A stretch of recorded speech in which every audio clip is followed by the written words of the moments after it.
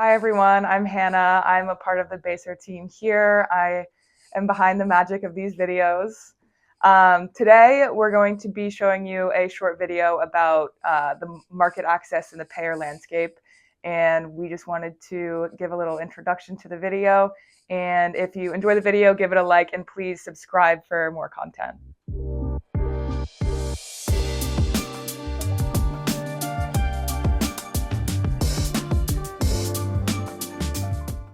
Hello. Hi.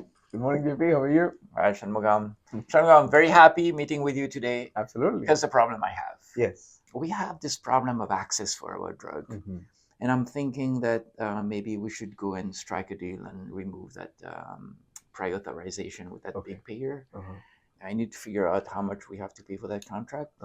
But what really bugs me is what if we go ahead with that and then we see no significant increase in sales? Right. Yeah. So, that's kind of, I'm in the bind here. Is there anything we can do there? Yes, I have a solution for you, JP. Really? Yes. It's SCCs and FRF. Well, have you heard of them? No. Okay. So SCC stands for State County Contracts. Okay. And the FRF is actually the Medicare Formulary Reference File. Okay. And I think that will help you solve your problem. Can you show me how we can do that? Absolutely. Yeah, let me dive in.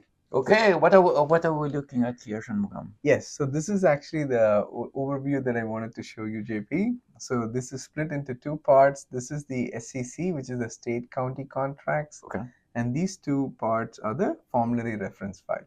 Okay. So for this, for any given drug and for any county, these two files show how many contracts that Medicare has with the payers, like United, BCBS, and they also go into for each plan type, like PPO or HMO, how many lives they have, right? Okay. And you can also be split into original Medicare, which is PDP, and also the managed Medicare, which is the MAPD. So it's pretty granular. So it would separate the original Medicare from managed Medicare. Absolutely. And then we get the contract. And all this is at the county level, right? Exactly. Yep. Okay. Yes. Got it. Okay.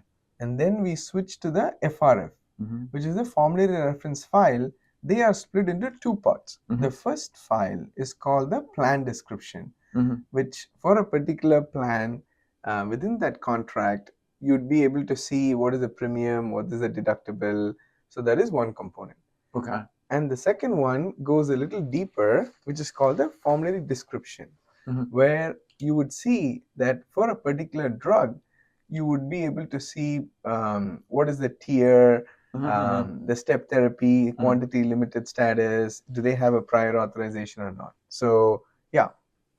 That's wonderful. So basically, if I understand correctly, we can see at the county level the contracts with the commercial payers. Yeah. And then it tells you how big they are. Yes. Right. And then it also tells you, what is the premium. Right. And the and you go in the deductible and the formulary. This is wonderful. Yeah. So what that means for me, if I look at the whole picture of the US, it will tell me if my drug is at a disadvantage, an advantage, or no advantage relative to the competitors. Exactly. Right? Yep. And I think what you're saying is very interesting, Shanmugam, because it doesn't say that only at the national level, but it says it at the county level. Right, exactly. So there are 3,142 counties in the country, and that's pretty detailed. Yeah. And then the other idea that hits me is that I'm thinking of doing a PA. Yeah. But maybe looking at the data, maybe I should be focusing more on the tier, depending on kind of what the other guys are doing, my competitors, right? Maybe it's on the tier or the step therapy or the quantity limited. Yeah. So it gives you kind of more to think about, right? Exactly. You have different levers to operate on, right? That's exactly. I like it. Spot on, JP. I love the use cases that you have.